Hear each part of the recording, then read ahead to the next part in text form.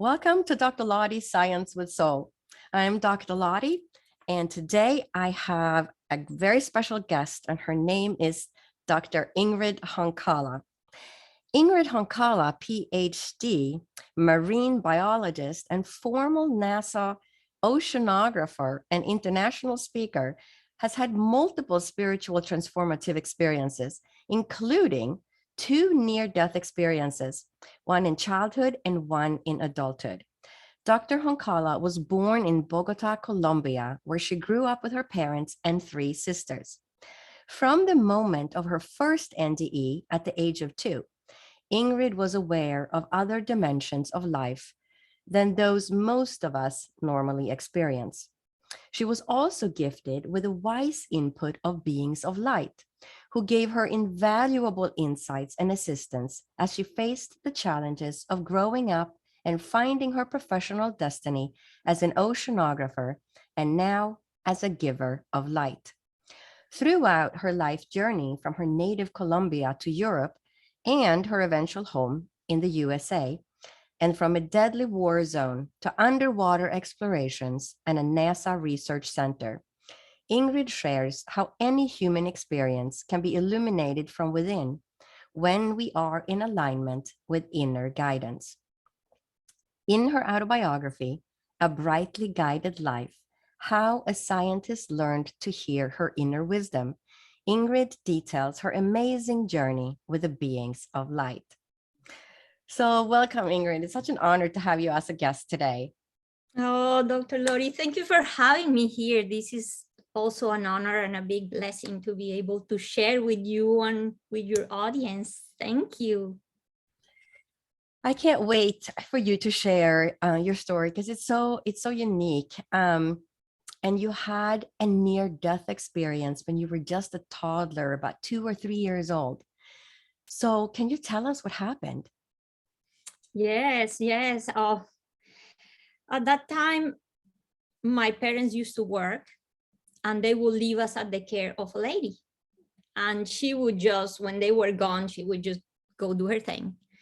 And my oldest sister and I, knowing that she was not looking, decided, let's go play in the patio. She was close to 4, I was close to 3. And there in the patio, there was a big tank. And the purpose of this tank was to collect water for hand washing clothes. And then we saw a ball and decided, let's go play catch across the tank. So yeah, at that age, you just there to have fun. Then because this tank held about 900 gallons of water, so it was huge. So we grabbed some stools, climbed the tank, and then my sister sat on the flat surface for scrubbing, so she was a little safer. I went on the other side, and I was kind of leaning just very precariously in this edge, but let's just have fun, like I said. And she grabbed the ball, she threw it, she didn't apply enough force. And when the ball fell in the water, I thought, oh, I can grab it. I leaned forward, and when I touched it, it rolled and I fell in the water. The first feeling, Dr. Lottie, was the sense of the water being frigid cold. People think that because I come from Colombia, I come from hot weather, but Bogota is very high up in the Andes.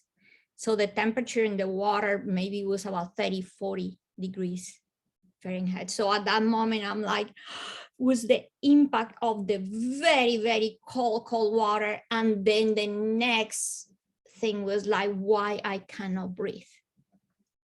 And I enter into this panic, like why I cannot breathe. I have never been in a pool.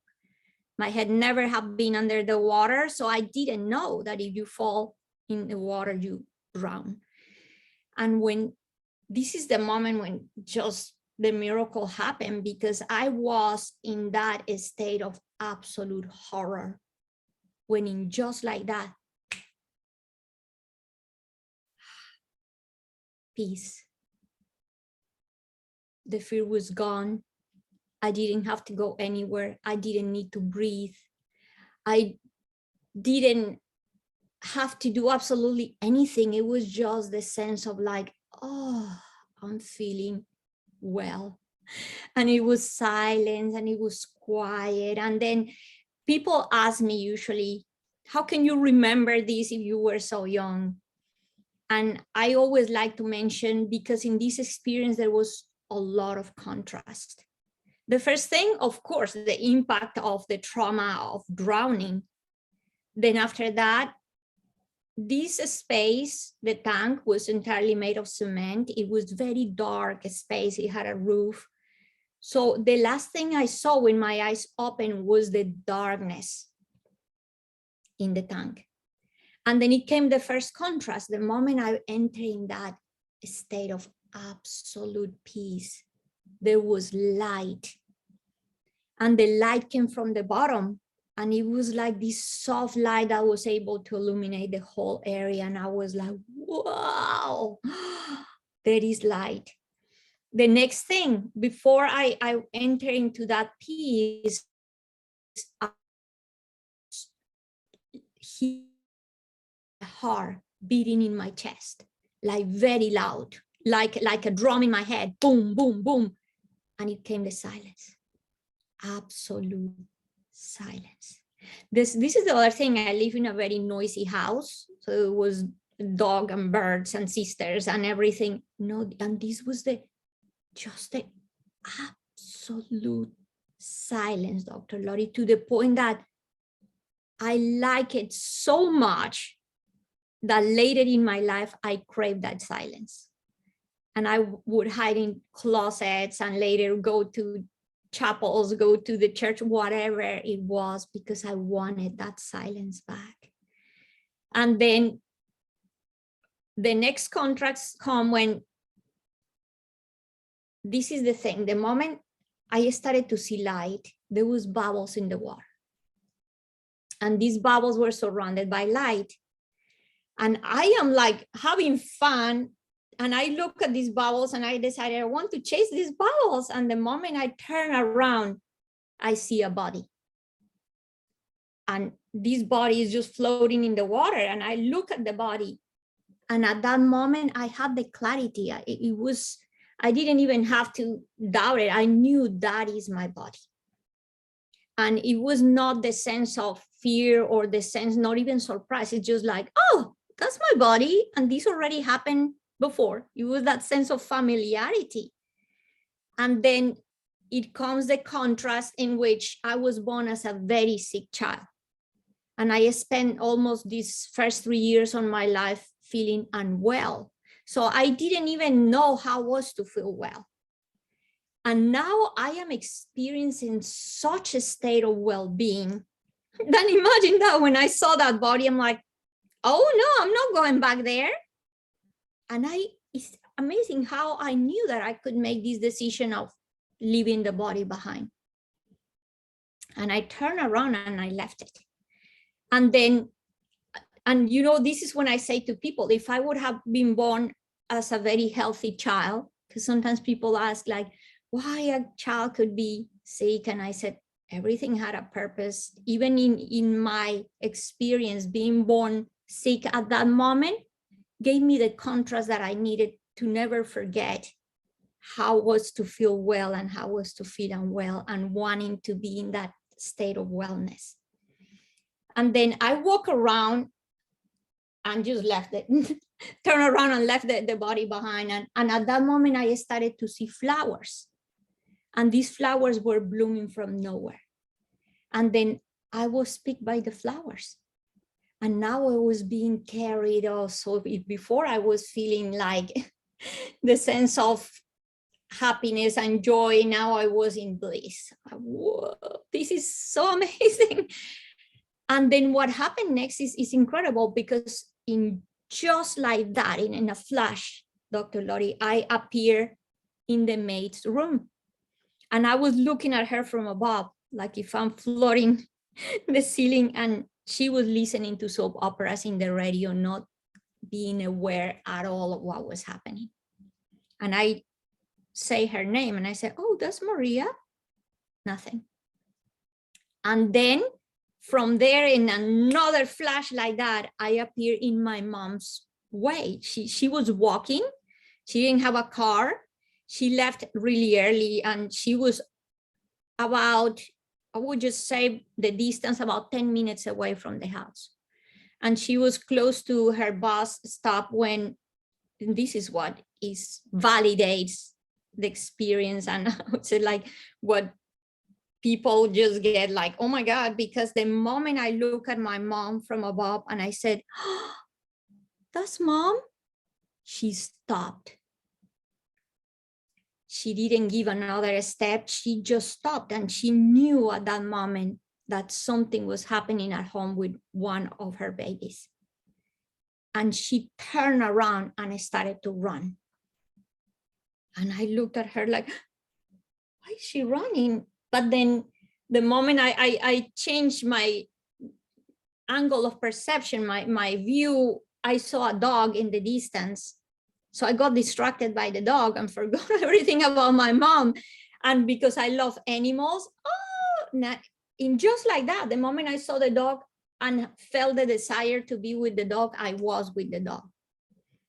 And then I turned again and I saw a park. And the moment I saw the park, oh, I want to be in the park, I was in the park.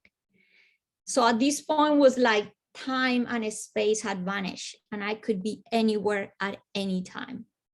And I started to just have fun and play the game of going places. And when I am just having fun and doing this, again, like everything in this experience, in just a blink, I appear in a realm. And the realm was made of pure, bright, intense, shiny light. And this was the first time in the 3 years, almost 3 years of my life, that I had the sense of like, oh, I am home. I am home. And it was the sense of being welcome, again, that sense of familiarity, and it just felt incredibly well. And although I had seen my body in the water, up to that point, I didn't have the realization, the clarity that I was not that, how to explain to you, this is the moment when I look at myself and I had that clarity. I am not that body. I am not that person.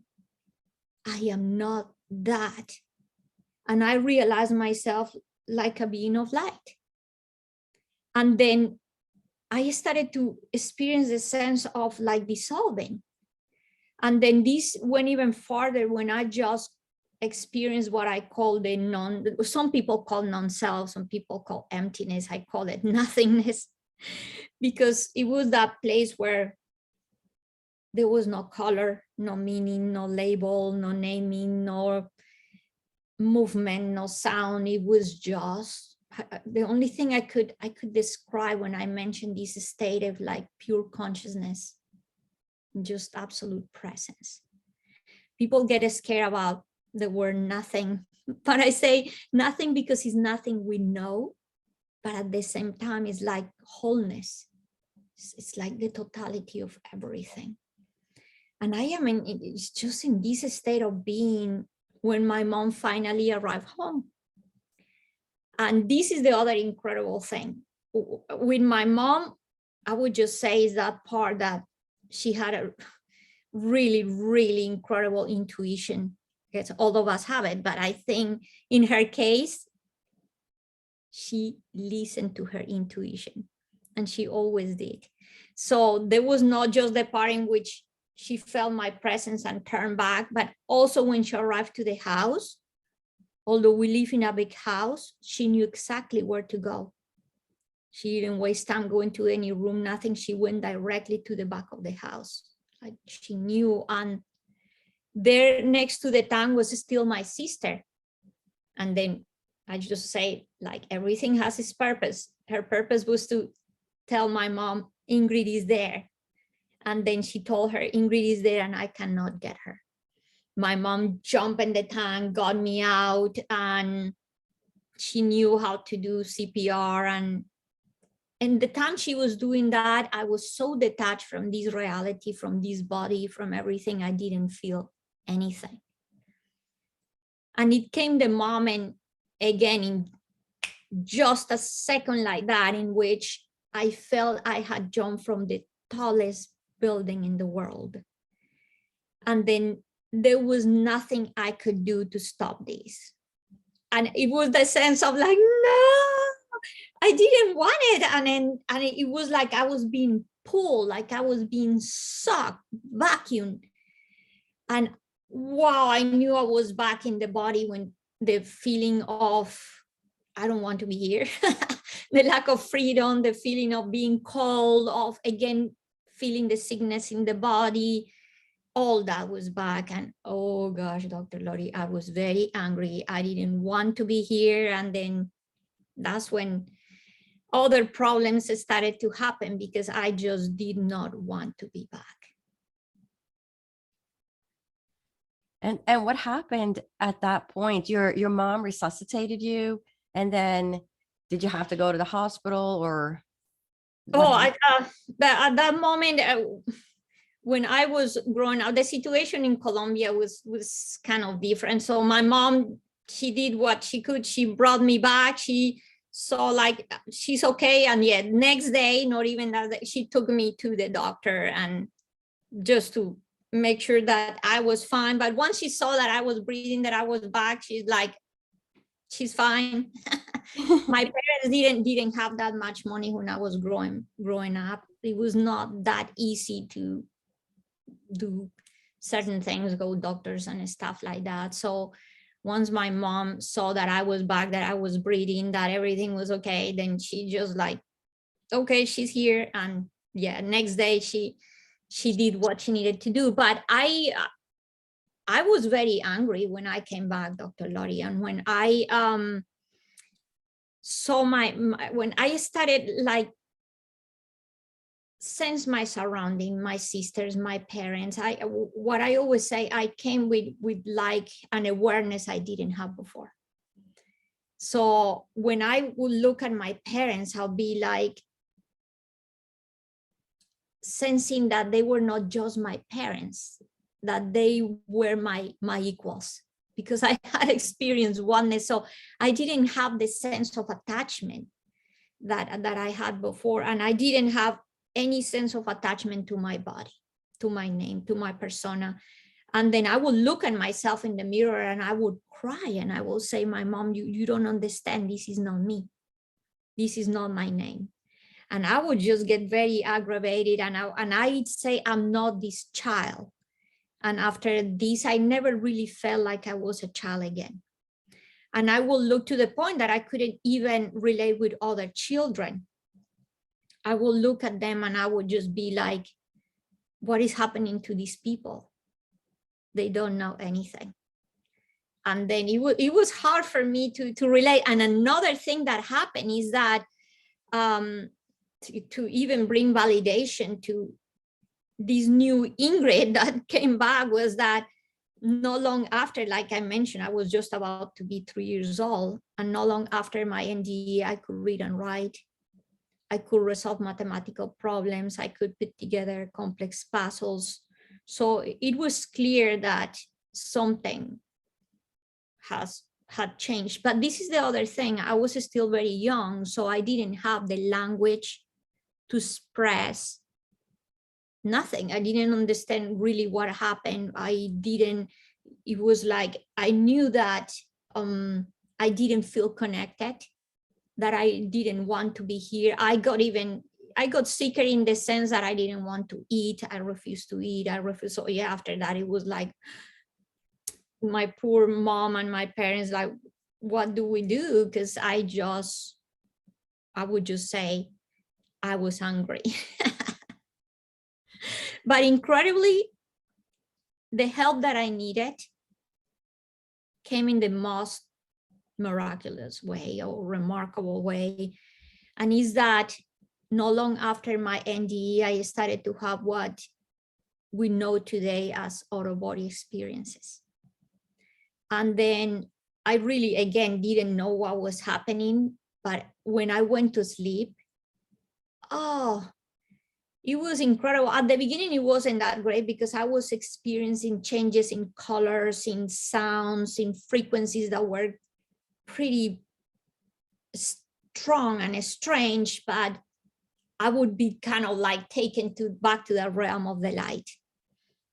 So that felt incredibly well. So I wanted to keep doing this. And then my parents, of course, fired that lady, hired a new one. But if I was sleeping, that was okay for her because she didn't have to take care of me. So she let me sleep, and that was great because I would spend hours sleeping, and I would go back to the realm of the light. And in one of these journeys, one day I was surrounded by lights. And these lights were like the shining lights, shining in all different colors, and they were different size, and it's just like stepping in the universe and just completely being surrounded. It was lights to the infinite. And now I really wanted to sleep more. And it even got better when in one of these journeys, one day there was one of these lights that was shining in like gold, bright, intense gold. It came closer, it approached me, and at that moment it shaped itself into a human form to kind of show me we are the same. And it touched me, and when it touched me, I said, oh, you are a being of light. And then at that moment I woke up, but it was like, that's when I started to call these beings I was seeing, these lights I was seeing, beings of light. Because it was the knowing you are a being, you are like I am. And the other thing, I had recognized myself as a being of light when I had my NDE. So like, we are the same. And at the beginning, like I said, I just wanted just to keep sleeping. And I would just say later in my life, I learned, of course, everything has to have some balance. So I couldn't be the girl that slept forever.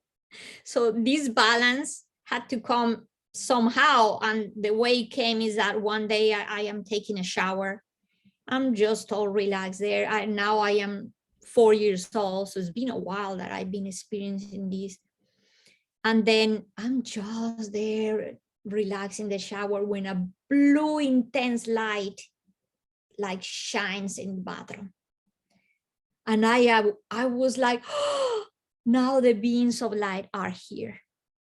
And from that day on, I started to see them everywhere. So, okay, now I didn't need to be sleeping all the time. And I'm like, okay, let's have some balance here. And then I now could see them everywhere.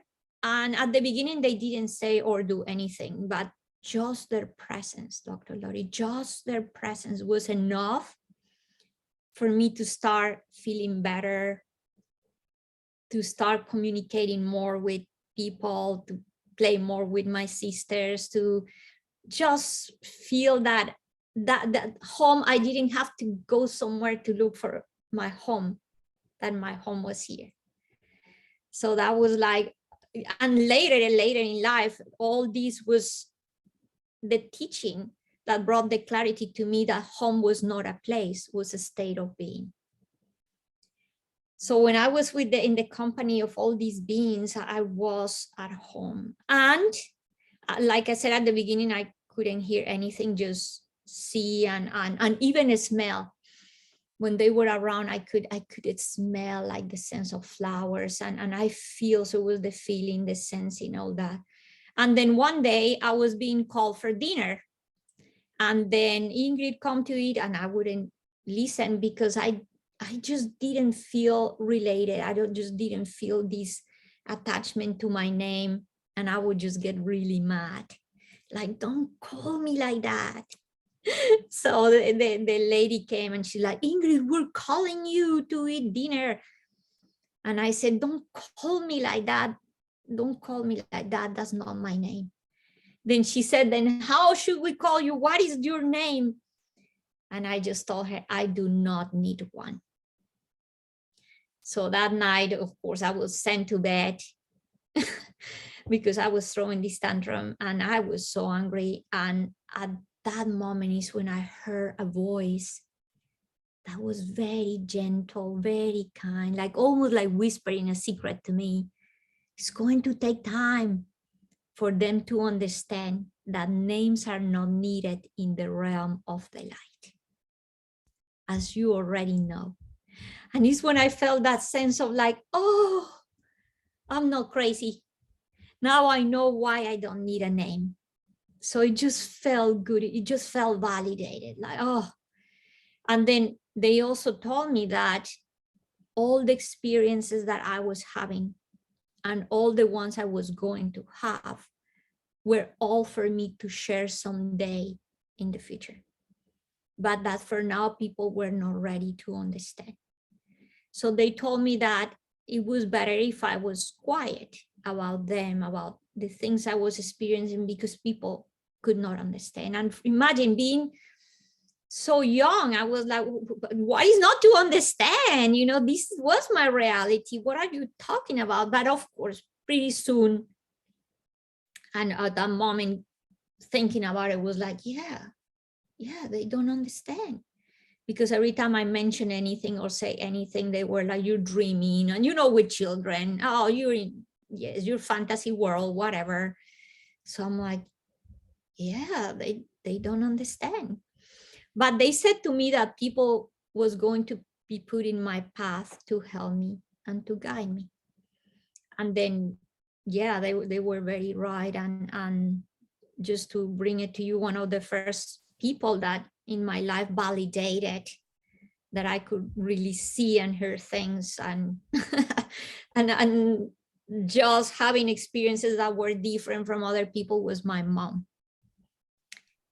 And the way this happens is because when I was 5, I started to go to the kindergarten. And you know, the being so like had told me, don't talk about it, but you were a child, you have to express this somehow. So what did I do? Started to paint. And now I was painting beings of light everywhere. And then the teacher was curious, and I was already kind of seen as this child is strange because I was quiet. I was always observing. I was just kind of in my own place. And then the teacher was like, then what are these? The sun, the stars.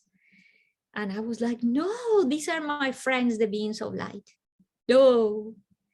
So she thought that I was having imaginary friends and called my parents.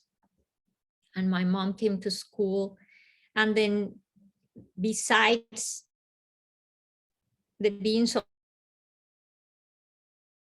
we realized that I could see auras because I was painting everything around all the figures. I was painting color, like color that was very clear. So they were looking at all these pictures and they were talking about it. And I just turned and I said to my mom, I wanted so badly someone to believe me that I said, Mom, these are my friends, the beings of light, and these are the colors that we wear. And my mom made me this face like, be silent. And I just got really sad. She didn't want me to be in trouble at school. She was a teacher too. So it's just like, she just told the teacher, this is just a phase. Everything will be fine. And we just left. And when we were in the way home, my mom said, I believe you. And she said, I believe you because I also can see things that other people can't. And it's when she revealed to me that she could see spirits. So that was incredible because now I was validated. And that's the reason why also my mom never took me to any therapies or anything like that, because, okay, now she knew that we were having a similar experience. And the beings of light that you met as this young child, have they stayed with you through your life or?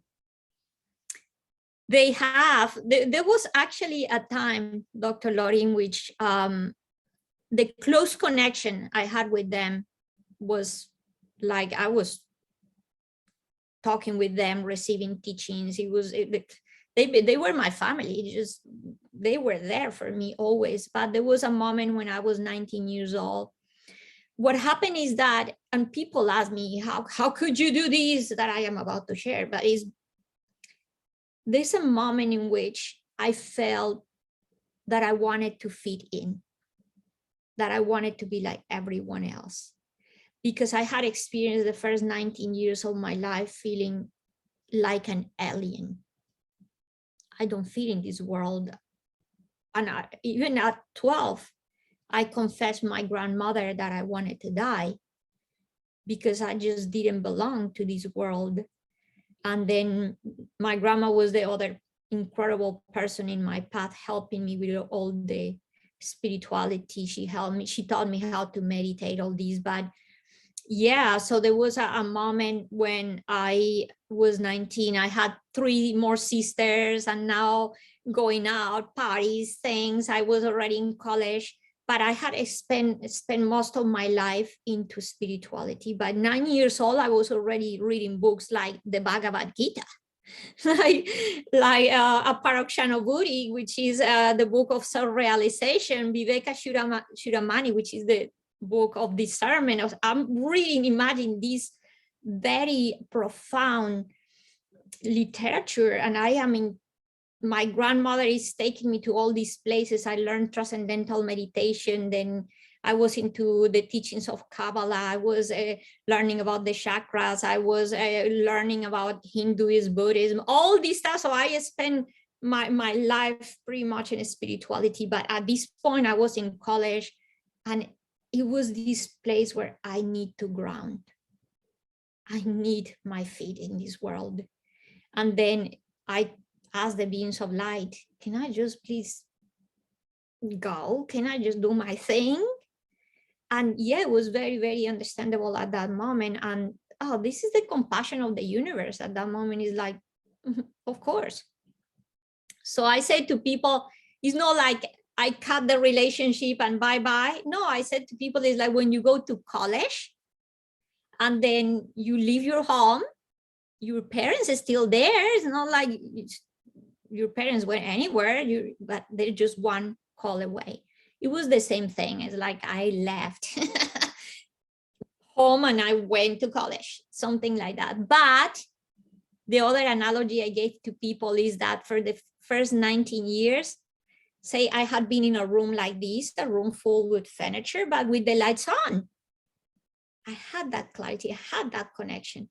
But what happened the moment I decided, hey, I want to go bye-bye, it was like I turned the light off.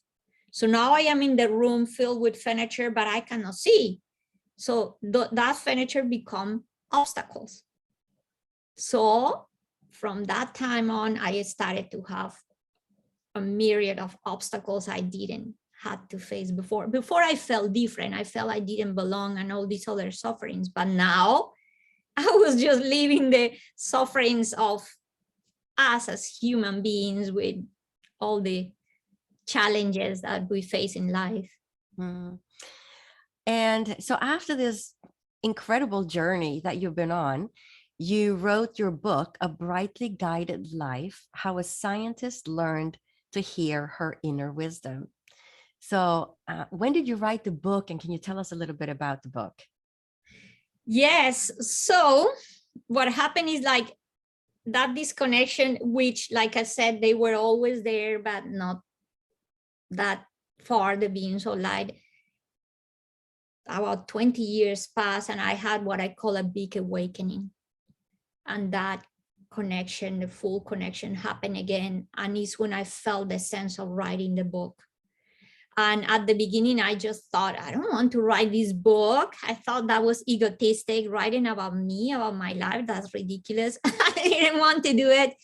But it was this push, like it was this sense, if I didn't write, I was going to be sick, because it was flowing like so strongly, to the point that if I was in the car, I had to stop the car and write.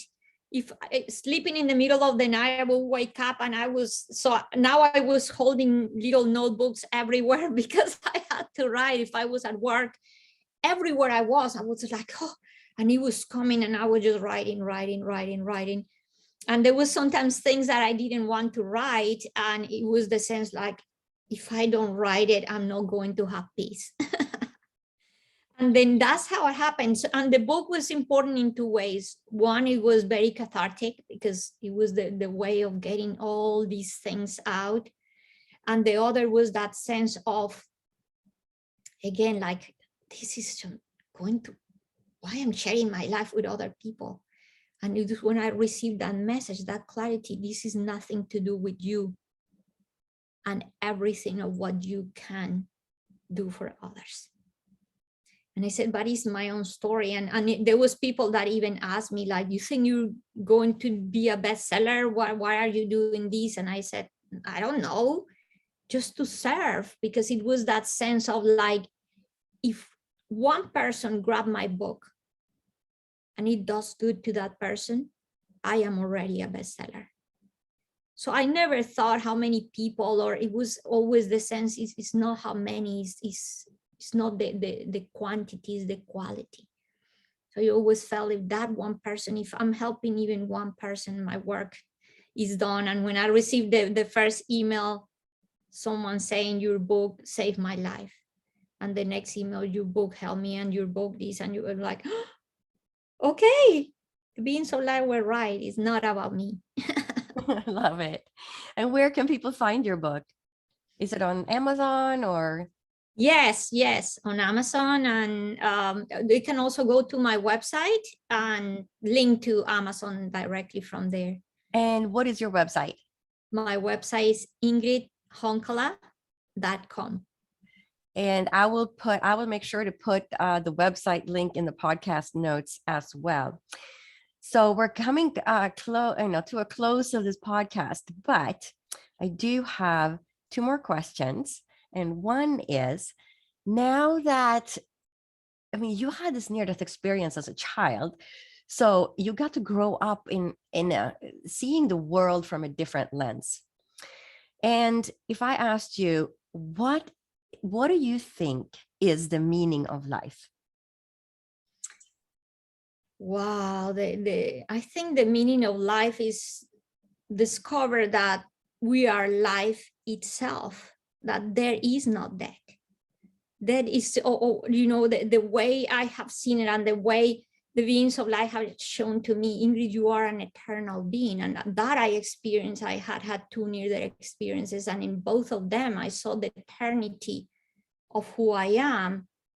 And it was that knowing Ingrid is just a parenthesis in the eternity of my soul. And it's just realizing how every one of these parentheses, we have to make the best of it, because it's a chance offering contrast to keep evolving, and what is that evolution bringing us? To peel the onion, to peel the layers of conditioning, of belief, and go back to the root that we are. And what is the root that we are? Life itself. And what is life? Consciousness itself. What we call God, what we call creation, what we call the light of awareness. So that's life. For me, life is everything. Without life, we're nothing. I love it. I love your description. And if you could give a message to the listeners, from your heart to the listener's heart, what would that be? I would just say, one of the most amazing things that we can do to be connected to that life that we are, to that joy that we are, that peace, that light, is practice gratitude.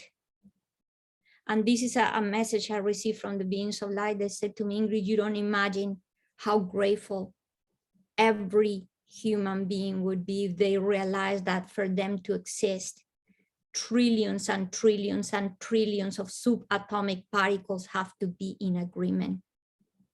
They say, you are a divine intention. So nowadays, when I look, God, I agreed to be this pen so I can use it. I am in a state of appreciation with this pen, with the glass of water, with you, with the animal, with nature. Everything is here to guide us back to the light to guide us back to that place of love and joy. And so I said, practice appreciation, practice gratitude, because that's connecting you with the love that you are, with the light and the life that you are. Just beautiful. And I'm going to put in the podcast note the title of the book, which is A Brightly Guided Life, How a Scientist Learned to Hear Her Inner Wisdom, as well as the link to Ingrid's website.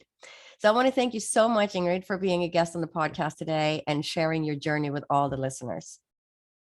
Thank you so much for having me. Oh, this was great. I enjoyed very much sharing. Thank you, Dr. Lottie.